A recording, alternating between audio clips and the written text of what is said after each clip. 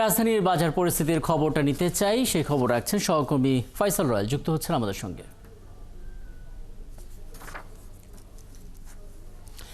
Faisal royal, আমরা সংবাদ সংযোগের শিরোনামে বলছিলাম চালের বাজারে অস্থিরতা। আপনি বাজারে আছেন, চালের বাজারে অস্থিরতা আপনি কতটা টের পেলেন এবং অন্যান্য নিত্যপণ্যের দামই বা কেমন দেখেছেন একটু জানিয়ে দেবেন।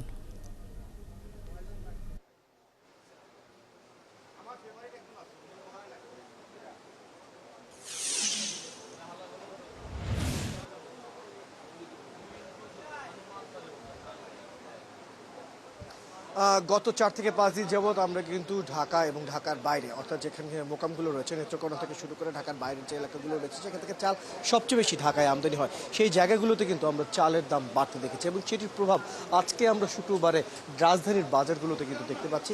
চালের বাজারের বর্তমান যে পরিস্থিতি, সব ধরনের চালের দামে আমরা কিন্তু কেজিতে 2 থেকে 3 টাকা এবং কোনো কোনো চাল আমরা 4 টাকা পর্যন্ত বাড়তে দেখছি। চালের বাজারে এই যে পরিস্থিতি এবং এই যে দাম বৃদ্ধির যে এখনকার যে প্রবণতা আমরা দেখতে পাচ্ছি, যদিও বলে রাখি এখন কিন্তু আমাদের ভরা মৌসুমের সময় যাচ্ছে, কয়েকদিন পরে আউশও বাজারে আসার কথা রয়েছে এবং কিছুদিন আগেই আমাদের কিন্তু আরও একটি মৌসুমের চাল কিন্তু বাজারে আসা শুরু হয়েছিল। তো সেই হিসেবটা যদি মেলাই তাহলে কিন্তু এখন চালের দাম বাড়ার তেমন কোনো কারণ কিন্তু আমরা খুঁজে পাচ্ছি না, যদিও আমরা কিন্তু প্রচুর পরিমাণের এখন আমরা দেখতে পাচ্ছি যে ধীরে ধীরে করে চাল বাড়ছে।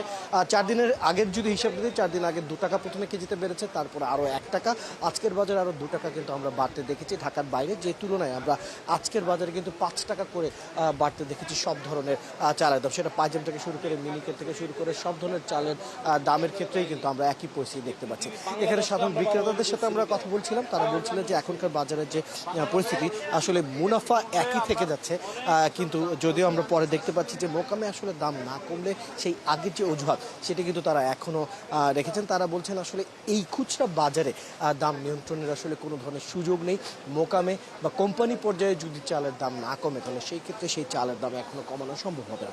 কিছু সাধারণ খেটে খাওয়া মানুষের সাথে আলাপ হয়েছিল, তারা জানিয়েছেন এখনকার বাজারের যে পরিস্থিতি এবং এখন যে দামে চাল বিক্রি হচ্ছে সেটা আসলে চাল যেহেতু যতটুকু গুরুত্বপূর্ণ আমাদের জন্য এবং যে পরিমাণ আমাদের চাল প্রয়োজন হয়, অর্থাৎ 1 সপ্তাহের বাজার যদি আপনি করতে যান সবচেয়ে বেশি পরিমাণের যে পণ্যটি আপনি কিনবেন সেটাই কিন্তু চাল, এবং সেই পণ্যটির দাম যখন এরকম করে বাড়ে তখন কিন্তু সাধারণ মানুষের আয় এবং ব্যয়ের যে হিসাবটা সেখানেও এটি প্রভাব ফেলছে। আমি একজন সাধারণ দোকানদার এবং চাকরিজীবীর সাথে কথা বলছি, তিনিও বলছিলেন যে ভরা মৌসুমে চালের দাম বাড়ার আসলে কোনো ধরনের এখনও কিন্তু কোনো সুযোগ নেই, বাজার মনিটরিংয়ের কথাও থাকছে।